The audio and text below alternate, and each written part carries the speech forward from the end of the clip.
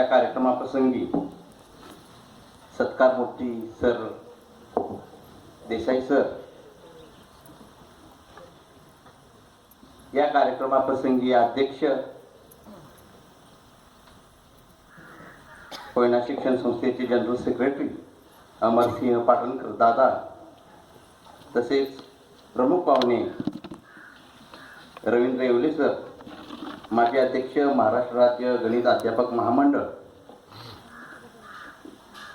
आपल्या कोयना शिक्षण संस्थेचे सदस्य संजीव चव्हाण सर, तसेच आमच्या गावचे कोयना शिक्षण संस्थेचे दादा, त्याचबरोबर या कार्यक्रमाचे प्रमुख पाहुणे आदरणीय येवले सर, संस्थेचे संचालक चव्हाण डॉक्टर चव्हाण साहेब, त्याचबरोबर व्यासपीठावरील सर्वच मान्यवर आणि व्यासपीठासमोरील सर्व मान्यवर. माती नरम झाली की शेती बनते, पीठ नरम झालं की पोळी बनते. अगदी अशाच प्रकारे माणूस नम्र झाला की लोकांच्या हृदयात त्याची जागा असते आणि अशा पद्धतीनं लोकांच्या हृदयात स्थान पटकवलेले आजच्या या कार्यक्रमाचे सत्कार मूर्ती, ज्यांच्यासाठी आपण सर्वजण या ठिकाणी आलेलो आहोत, ते आदरणीय व्ही देसाई सर, त्यांच्या सुविध पत्नी. खरं तर बराच लोकांनी या ठिकाणी सरांच्या बद्दल जेवढं काही बोललं तेवढं कमी आहे. खरं तर देसाई सर हे व्यक्तिमत्व हे अत्यंत आदर्शवत असं व्यक्तिमत्व आहे. आपल्या सर्वांना परमेश्वरानं हिरा बनवलेला आहे, विद्यार्थ्यांनी काळजीपूर्वक ऐका. परंतु एक अट ठेवलेली आहे, जो जिजतो तो चमकतो. इथे जमलेल्या सर्वांना मी अभिवादन करते व माझ्या मनोगतास सुरुवात करते. निरोपाचा क्षण कोणाच्या आयुष्यात येत नाही, सगळ्यांच्याच येतो. तसाच आज आपल्या देसाई सरांचा निरोप समारंभ. माणसाच्या पहिल्या श्वासापासून ते मरेपर्यंत सुरू असतं ते गणित. सगळीकडे गणित आहे. मग गणित आपल्याला अवघड का वाटतं? सकाळी उठल्यापासून झोपेपर्यंत गणितच तर सुरू असतं. अशा रीतीने पुस्तकाचा संबंध व्यावहारिक जीवनाशी लावून ज्यांनी गणित शिकवलं ते आमचे देसाई सर. मुलं गणिताचा खूप बाऊ करतात. गणित म्हणजे अवघड विषय, पण तो जर चर्चात्मक पद्धतीने शिकवला तर सोपा वाटू शकतो. असाच गणित आमच्या देसाई सरांनी आम्हाला शिकवलं.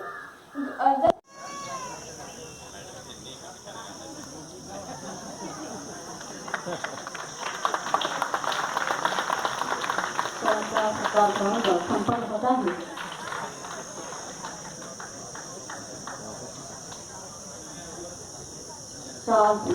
सुसज्ज संपूर्ण पोशाख असा हा पुरस्कार विद्यालयाच्या शिक्षणाच्या हस्ते सरांना प्रदान करण्यात येत आहे.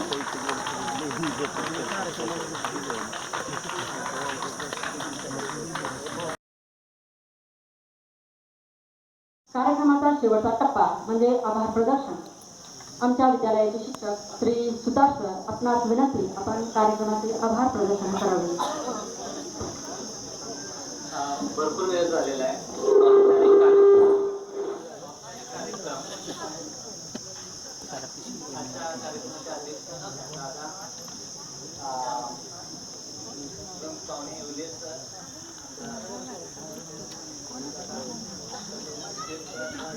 मी त्याला विनंती करते.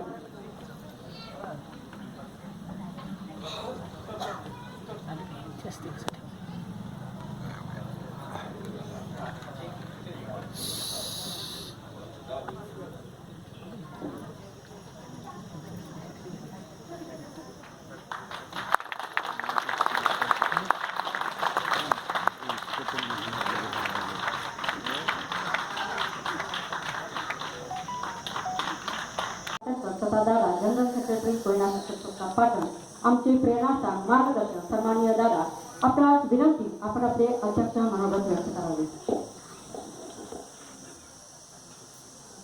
न्यू इंग्लिश स्कूल बेलोडे खुर्द या शाळेने आयोजित केलेल्या श्री विलास विष्णू देसाई सर, व्ही देसाई यांच्या दशपत्नी सेवापूर्ती गौरव समारंभानिमित्त माझ्या सभेत उपस्थित असलेले आमचे येवले सर, संजीव चव्हाण, त्याचप्रमाणे आमचे देशपांडे सर, सचिन नलोडे सर, त्याचप्रमाणे Borkar sir, Shaikh sir, Chavan sir,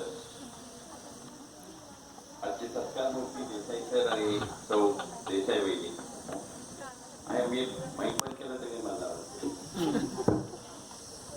आणि आपण सर्व उपस्थित वेगवेगळ्या क्षेत्रातली, त्याचप्रमाणे आमचे सरपंच, उपसरपंच आणि सर्व उपस्थित सर्व मंडळी, कारण सरपंचांना विसरून चालला आहे पाणी बंद, त्या सगळ्या दृष्टीने आपण सर्व कोयना परिवारातील सर्व रिटायर झालेली सर्व मंडळी, आनंद वाटतो सर. मी ज्यावेळेस कुटुंबीय म्हणतो आणि कुटुंब सदैव जागृत आहे. रिटायर झाली तरी ही मंडळी अजूनही येतात. मी त्यांना आमची गोडी आहे अजूनही, हे आमचं नशीब. त्यांना एकदा केव्हा सुटलो असं होतं. बऱ्याचदा नोकरीला लागत असताना सर्व माणसं म्हणतात काय पडेल ते काम करू आणि सगळं कुठं टाकाल तिकडं काम करू. आणि अशा ह्या अवस्थेमध्ये तालुक्यातली आमची संस्था आहे. अगदी कुठेही गेला ते एका तासात जरी पोचतो अशी संस्था आहे. तरीही माणसं काही वेळेस नाराजीने काम करतात. जरा माले देशमुख वरनं दादासाहेब पाटणकर हायस्कूलला बदली झाली तरी बघतोच आता दादांना. बेलवड्याला झाली तर लांब, डोरोशीला तर विचार होत ना का अशी अवस्था आहे. पण हे वाहतं पाणी सतत वाहतच ठेवायला लागतं आणि वाहतच त्यावेळेस काहीतरी चांगलं निर्माण होतं. अनेकदा नाही तर ते गढूळ पाणी तिथं साचलं त्या टपक्यात की वास मारायला लागतात. मग ग्रामस्थ सुद्धा तक्रार करायचं आता वास मारायला लागले गाव, पाणी वास मारते जरा बदला. अशा या परिस्थितीमध्ये हे काम करायचं आणि सगळं वाईट काम आमच्याकडेच असतं. नेमताना ही मंडळी म्हणतात फार चांगलं करताय म्हणून, पण नंतर फार वाईट. काही मंडळी अगदी नोकरीत लागतात, नोकरीत आनंद घेतात, काम करतात. अगदी विविध देशांच्या बद्दल खूप सगळे बोलले, विद्यार्थी, माजी विद्यार्थी सगळेजणच बोलले आणि निश्चित खरंच त्यांनी चांगलं काम केलेले. गणितासारख्या विषयाला सुद्धा त्यांनी चांगलं केलेलं. एवढे तर आपण देशपांडे सर आणि सर्व तुम्ही अगदी Borkar sir, Shaikh sir, Chavan sir, सर्व मंडळींनी आणि कैलासवासी शेख सर सुद्धा या सर्वांनी जीवनपाना या ठेवलेला आहे गणित विषयात. कसं पाहिलं तर अगदी मराठी विषयाला सुद्धा तो अवघड करून टाकणारी मंडळी असतात. अगदी व्याकरण सुद्धा शिकवत नाही. 17 वर्ष काम करून सुद्धा मग तो अवघडच करून टाकतात ना मुलांना. असं काय सर्व क्षेत्रात अवघडपणा करण्याचं का सुकरपणा करायचं हे दोन्हीही आपल्याकडे आहे. दोन्हीही आपल्याकडे. हे विद्यार्थ्यांनो एक लक्षात ठेवा, जीवन चांगलं छान करायचं. 2 क्षण मी नेहमी सांगत असतो, जन्म आणि मृत्यू या 2 क्षणामध्ये क्षणाक्षणाला जगतो तो आनंदी राहतो आणि आनंदी राहायचं. खूप अलीकडे आता रिटायर व्हायला लागलेत माणसं, रोज मला ऐकायला लागतं आता ह्याच्या पुढचं काळ छान आनंदात घालवायचं म्हणून. आता ह्याच्यापूर्वी का दुःखात होते मला काही कळत नाही. निम्मा पगार झाला आता ह्याच्या पुढे मग सुखात कसं राहायचं. फुल 70,000 1 लाख रुपये आता बघा सरांनी 1,08,000 रुपये दिले संस्थेला. एवढं आज मी इंग्लिश स्कूल बेलवडे खुर्द आणि कोयना शिक्षण संस्था पाटण यांच्या संयुक्त विद्यमानाने माझ्या सेवानिवृत्ती कार्यक्रमाच्या निमित्तानं या व्यासपीठावर उपस्थित असलेले कार्यक्रमाचे अध्यक्ष, आमचे आदर्श प्रेरणास्थान आदरणीय दादा, या कार्यक्रमाचे प्रमुख पाहुणे, सातारा जिल्हा त्याचप्रमाणे महाराष्ट्र राज्याचे गणित विषयाचे आमचे ऋषितुल्य व्यक्तिमत्व वंदनीय येवले सर, त्याचप्रमाणे प्रमुख पाहुणे आमचे आदर्श प्रेरणास्थान देशपांडे सर, सातारा जिल्हा गणित अध्यापक मंडळाचे अध्यक्ष चव्हाण सर, सातारा जिल्हा मुख्याध्यापक संघाचे अध्यक्ष सचिन नलोडे सर, पाटण तालुका मुख्याध्यापक संघाचे अध्यक्ष विजयकुमार शिर्के सर, त्याचप्रमाणे पाटण तालुका खरेदी विक्री संघाचे संचालक गोपालराव पवार, कोयना क्रशरचे संचालक माझे बंधू साहेबराव देसाई, त्याचप्रमाणे पापर्ड्याचे सरपंच, सन्माननीय सरपंच, उपसरपंच, या बेलोडे गावचे सन्माननीय सरपंच वंदनाताई सुतार, गावच्या विविध संस्थांचे सर्व पदाधिकारी, ग्रामपंचायती सर्व सदस्य, पापर्डे गावातून माझ्यावर प्रेम करणारे सर्व माझे नातेवाईक, बंधू, बेलवडे, चोपडे, आंबोळे गावचे सर्व, या शाळेवर, या शाळेतील सर्व सेवकांच्यावर, विद्यार्थ्यांच्यावर प्रेम करणारे शिक्षणप्रेमी, ज्येष्ठ नागरिक आणि आमचे पालकत्व स्वीकारणारे या गावचे बरेच नागरिक आहेत. मी व्यक्तिगत आता प्रत्येकाचं नाव घेत येत असलो तर बराच वेळ झालेला आहे, त्यामुळे वेळेची मर्यादा लक्षात घेऊन आपल्या सर्वांना वंदन पुन्हा एकदा करतो, विनम्र अभिवादन करतो. माझे सर्व नातेवाईक, माझ्या कुटुंबातील सर्व, पापर्डे गावच्या कुटुंबातील सर्व नातेवाईक आणि आरूळ गावचे, मेहगावचे, डोंगरशे गावचे, मेहगाव साखरे गावचे, माझे सर्व सन्मान्य मित्र परिवार किंवा त्यामध्ये सन्मान्य भाऊ आहेत, या सर्वांचं नामोल्लेख करणं मला तरी शक्य नाही, कारण फक्त नाव घेतलं तरी एका 15-20 मिनिटं जातील. माझ्याबरोबर काम करणारे सर्व ज्येष्ठ शिक्षक मंडळी, आमच्या कोयना शिक्षण संस्थेत सर्व माजी मुख्याध्यापक, त्यामध्ये मुळगावकर सरांनी मला गाडीच्या थोडासा प्रॉब्लेम असल्यामुळे येणे जाण्यासाठी त्यांनी मला त्याच वेळेला शुभेच्छा दिल्या. त्यांच्याबरोबर काम करणारे सन्मान्य संकपाल सर असतील, कदम सर असतील, चव्हाण सर आहेत, माझ्यावर अत्यंत जिव्हाळ्यानं प्रेम करणारे, माझ्या कुटुंबातील जीवन प्रेम करणारे नायकवडी सर असतील. याच पद्धतीनं या गावातले सगळे ग्रामस्थ, पुन्हा एकदा मी सर्वांचा नामोल्लेख थोडासा सगळं निश्चित होणार नाही. मी काही गोष्टी मला या ठिकाणी बोलणं गरजेचं आहे. माझं बालपण, माझं प्राथमिक शिक्षण पापर्ड्यामध्ये झालं आणि माध्यमिक शिक्षण आणि कॉलेजचं जीवन हे रयत शिक्षण संस्थेमध्ये झालं, गांधी विद्यालय एनजीएम कॉलेज. पवार सरांनी त्याचा उल्लेख केला. माझ्या बालपणीचे सगळे मित्र या ठिकाणी आले आहेत, वर्गमित्र आलेले आहेत. या सर्वांना मी पुन्हा एकदा अशीच मैत्री माझ्याशी कंटिन्यू राहील याची ग्वाही देतो आणि तुमच्याशी मी तशाच मैत्रीचे संबंध ठेवीन. बालपणातले काही किस्से माझ्याबद्दलचे सांगितले, जीवनातले काही किस्से सांगितले. मी आता 10वी झालो. माझ्या बंधूंनी मला सांगितलं आपणाला की कुटुंबाची परिस्थिती तशी फार बेताचीच होती आणि कुटुंबामध्ये शिकलेलं कोणी नसल्यामुळे शिक्षणाबद्दलची फार ओढ नव्हती.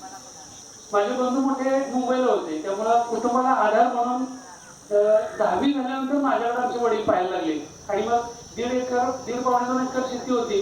त्यामध्ये मग हे कोण सांभाळायचं हा त्यांच्या पुढे प्रश्न होता आणि मग ते 10वी झाल्यानंतर मला म्हटले आता बंद करूया आपण आणि हे सांभाळायचं कोणी.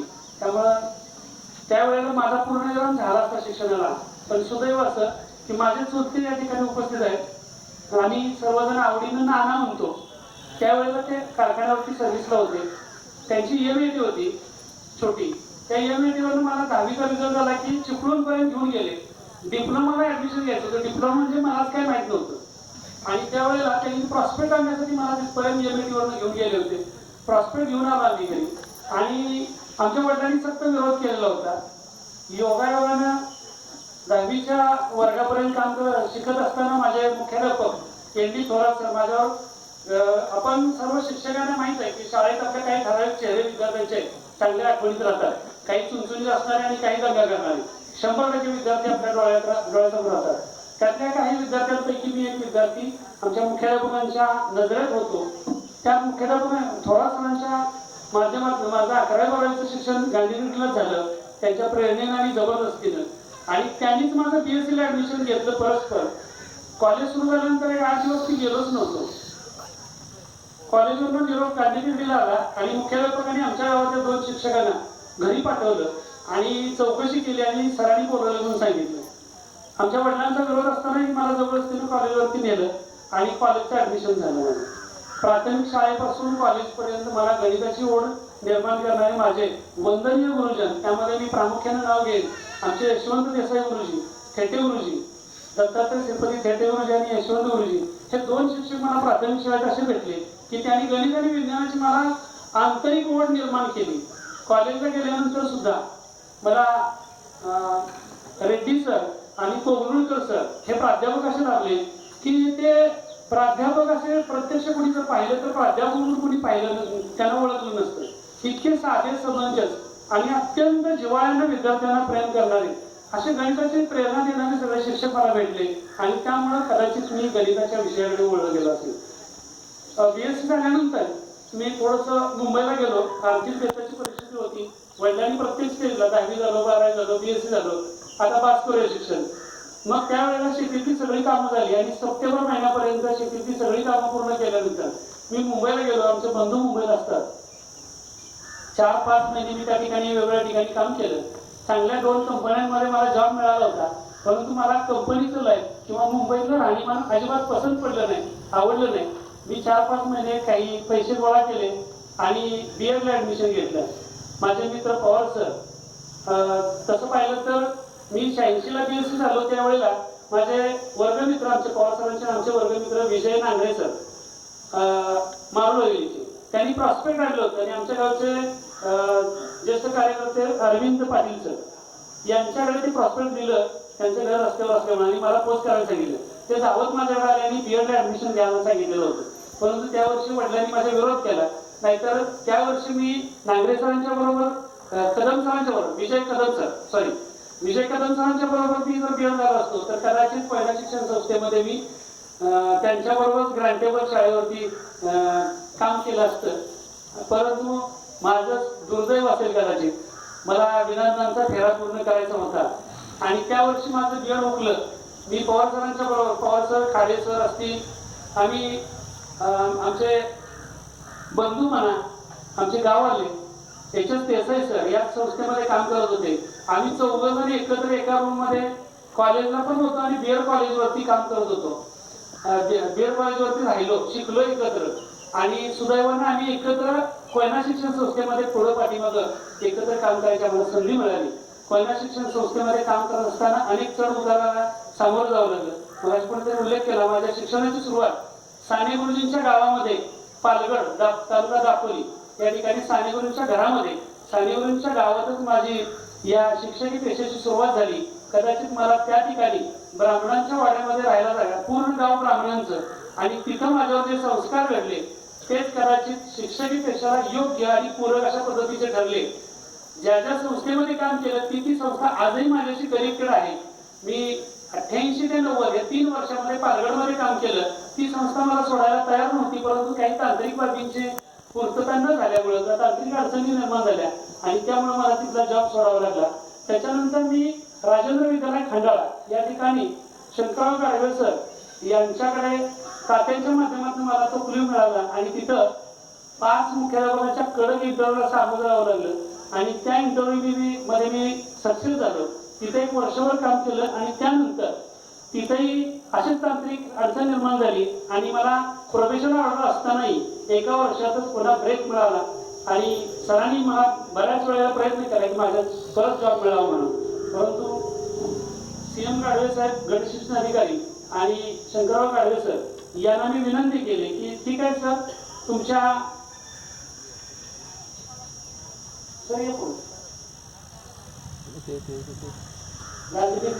माझे मुख्याध्यापक देसाई सर, माझे गुरु आणि यादव सर, आपलं स्वागत. त्याचप्रमाणे या ठिकाणी काम करत असताना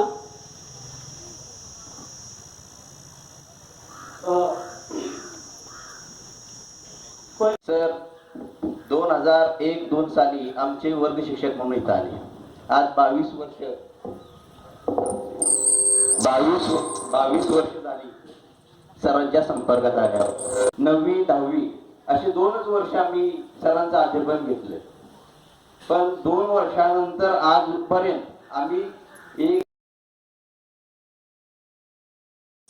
पाटण तालुक्यातील कैरपुऱ्यातील विद्यार्थ्यांना शिक्षण देण्याचे पवित्र कार्य करणारे शिक्षण संस्था पाटण आणि या संस्थेचं विद्यालय इंग्लिश स्कूल बेलोरी खुर्द या विद्यालयाचे मुख्याध्यापक सन्माननीय देसाई सर आणि त्यांच्या सहपत्नी यांचा सत्कार समारंभ आहे.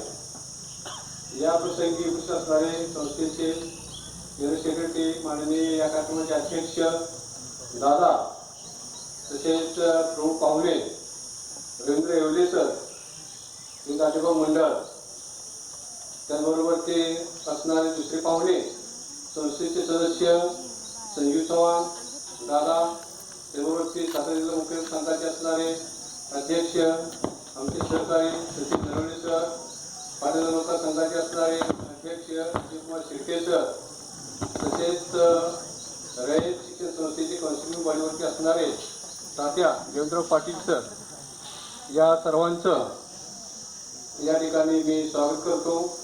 त्याबरोबरती तुम्ही व्यासपीठासमोर असणारे सर्व मान्यवर आणि या विद्यालयाचे असणारे सर्व विद्यार्थी विद्यार्थिनी आणि सरांची पाहुणे, सरांचा सेवेचा जो प्रारंभ आहे तो दापोली तालुक्यातील पालघर या ठिकाणी 1988 साली झाला.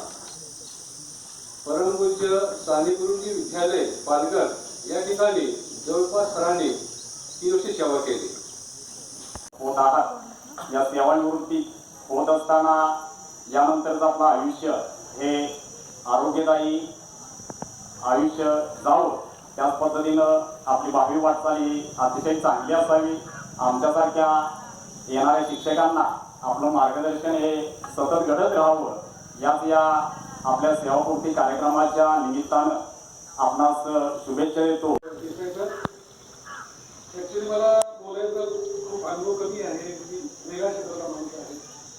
तरी पण माझा बालमित्र जो आहे तो पहिल्यापासून एकदम प्रामाणिक आणि स्वतंत्र वाढणारा, आणि त्याला या पुढच्या वर्षा म्हणजे त्यांच्या रिटायरमेंट लाईफचं की त्यांना आरोग्यदायी आणि चांगलं लाईफ जावं ही शुभेच्छा देतो. जय हिंद, जय महाराष्ट्र. आजच्या या सेवापूर्ती सोहळ्यासाठी आपण सर्व उपस्थित नातेवाईक, मित्रमंडळी, कोयना परिवारातील सर्व आजी माजी शिक्षक, खरं तर वेळ जास्त झालेला आहे. माझ्याकडं कार्यक्रमाचा शेवट म्हणजे आभार प्रदर्शनाचं काम आहे, परंतु थोडंसं मॅडमविषयी बोलणं कर्मप्राप्त आहे. एक 2 मिनटं मी फक्त घेईन, कारण जसं कुंभार सरांनी सांगितलं आता शब्दसंग्रह काहीच शिल्लक राहिलेलं नाही, सगळ्यांनी सगळंच बोलून झालेलं आहे. परंतु काही आठवणी म्हणून, कारण देशपांडे मॅडमची आणि माझी तशी फारशी ओळख नव्हती. आमची ओळख म्हणजे एक सहप्रवासी म्हणूनच. कराड पाटण, कराड कोयनानगर या प्रवासात ST मध्ये आमची ओळख झाली. बऱ्याचदा मॅडमचा स्वभाव अतिशय बोलका असल्यामुळं आम्ही अनुभव घेतला की मॅडमला नेमकी बसायला जागा मिळायची, आम्ही उभं राहून जायचो. मात्र मॅडम आठवणीनं आमच्यासाठी जागा पकडणार ST. म्हणजे तिकडून धक्क्यावरून STतून बसून आले की पाटणच्या स्टँडवर आम्ही खाली उभं असायचो.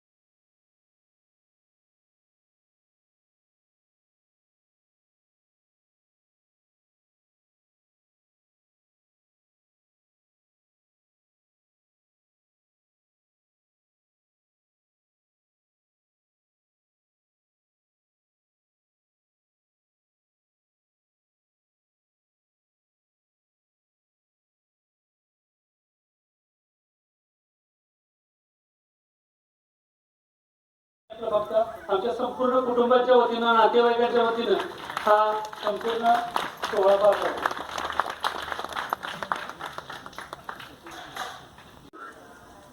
सातारा जिल्हा मुख्याध्यापक संघाचे अध्यक्ष सचिन नंदवडे सर, पाटील तालुका मुख्याध्यापकापासून आम्हाला ज्यांचं मार्गदर्शन लाभलं ते जयवंतराव पाटील तात्या आणि उपस्थित कोयना शिक्षण संस्थेचे सर्व सेवानिवृत्त मुख्याध्यापक, शिक्षक, विद्यमान शिक्षक, तालुक्यातून आलेले गणित मंडळाचे कार्यकर्ते सर्व आणि या विद्यालयाची माझी विद्यार्थी, कुटुंबातील सर्व सदस्य आणि मित्रपरिवार. देसाई सर आणि मी BSCचे आणि क्लासमेट आहोत.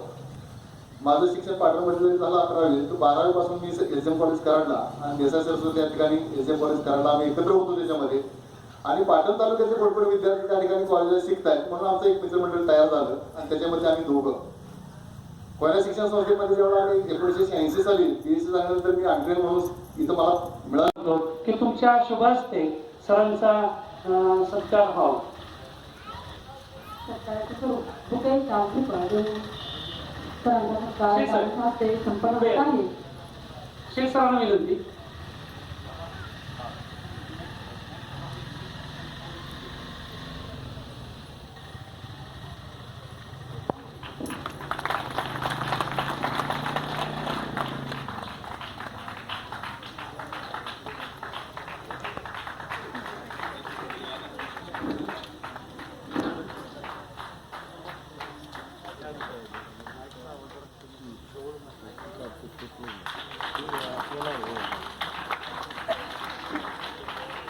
त्यानंतर माननीय श्री पांडुरंग रामचंद्र चव्हाण, माजी सैनिक, सरांचे सासरे, मुक्कामुक्ता मंगळ हवेली, सरांच्या आयुष्यात अनेक चढउतार आले, त्यामध्ये सरांचे खंबीरपणे साथ देणारे त्यांचा अल्पसा परिचय. श्रीलंका शांती सैनिक टीममध्ये उत्कृष्ट कार्य, बांगलादेश स्वातंत्र्य लढ्यात सक्रिय सहभाग, सेवानिवृत्तीनंतर वारकरी संप्रदायाचा वारसा आजही त्यांनी चालू ठेवला आहे. त्यांनी नुकतीच वयाची 90 वर्ष पूर्ण केलेली असून तरीही मोठ्या हिरिरीने शेतकऱ्यांचे सर्व कार्य करतात. सार्वजनिक कार्यात त्यांचा नेहमीच सहभाग असतो. श्री पांडुरंग रामचंद्र चव्हाण यांचा सत्कार सन्माननीय एवढे सरांनी करावा अशी मी त्यांना विनंती करते.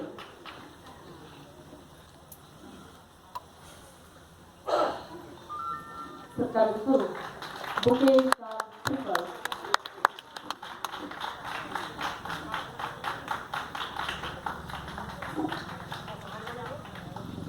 जय शिवाजी.